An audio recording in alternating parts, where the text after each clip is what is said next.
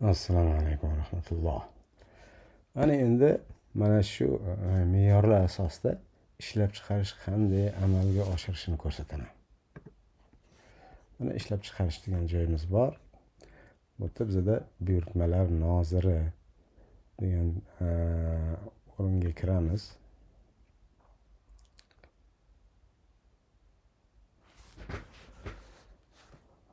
Xo'p, mana kirdik. Shu kirganimizda hamma buyurtmalar ko'rinib turibdi bizga. Qaysi ahvolda ketyapti bu? Mana qaysi sexdan o'tgan, qaysi sexdan hali o'tmadi. Mana e'tibor bersak, bir dona ishlab chiqarilyapti bunisidan.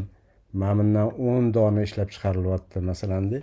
Hammasini o'zini kelgan joyigacha kelib turibdi mana. Biri-biriga uzatavergan. Bu yerda hamma narxlar nozir uchun ko'rinib turadi.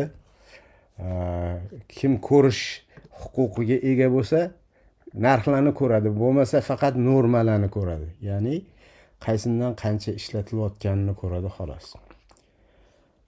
Bu shunaqa sexlarni ma'lumoti asosida ishlab chiqarish noziri ko'rib turadigan joyi edi. Endi keyingi videomizda dastgohlar qanaqa ishlashini ko'rsataman.